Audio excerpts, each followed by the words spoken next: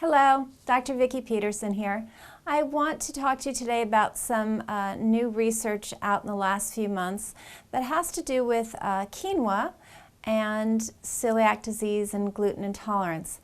I don't mean to be a doomsayer, and I think for most people quinoa is likely fine, but I think it's important to bring up this research because it did occur, plus bring up another point about quinoa. So this research was published in the American Journal of Clinical Nutrition.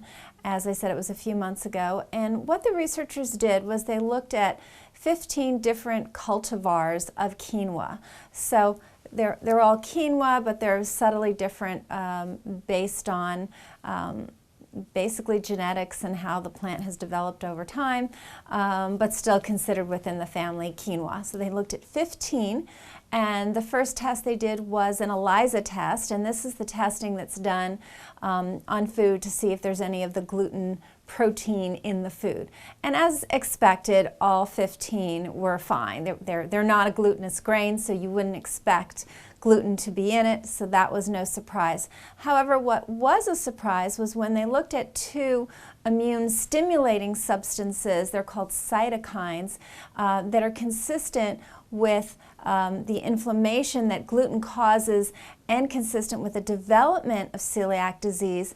Two of these 15 cultivars showed this reaction of the immune system to the same degree as if gluten had been ingested, and that's what was surprising. So the reason I bring this up is that if you are gluten intolerant and you feel that you are reacting to quinoa, one of two things may be occurring. One, you might be getting into one of these cultivars and truly having a reaction, or two, you could be having what we call a cross-reactive reaction to quinoa. There are many cross-reactive foods, mostly in the families of dairy products and different grains.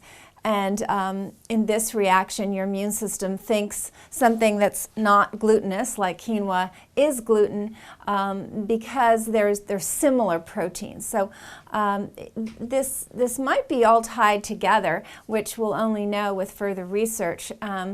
But what we find typically with the cross-reactive reaction is that once the person stops eating whatever foods they show positive to for about 3 months and then slowly reintroduces them, for the most part they seem fine, excluding dairy products, coffee and yeast. For some reason those tend to be much more stubborn, but with the other grains it's usually okay.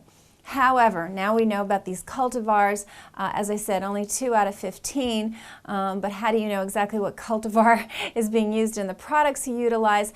It's just a heads up, something to be looking at, because if you eat something, I mean, if you were eating a banana and you said, wow, I have a reaction like I ate gluten, then I would say, well, we have to look a little broader. We have to see, what did you eat before, and other inflammatory factors that might be going on in your immune system, because banana is in no way, shape, or form anything to do with gluten. It's not cross-reactive, none of that. So you see, when you have these reactions, you can start kind of tearing your hair out saying, what's happening? Why am I having this?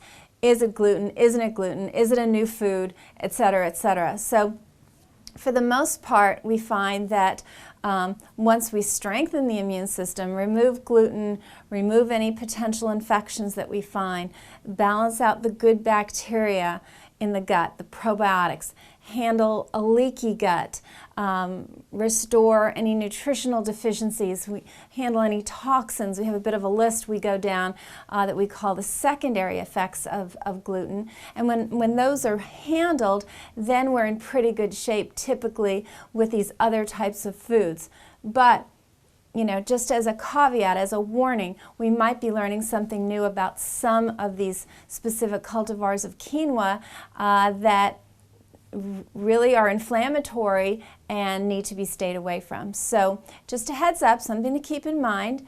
And if I've created more questions than I've answered, please feel free to contact me. That's what I'm here for. All right. I love to hear from you, so do send questions, and until next time, I wish you very good health.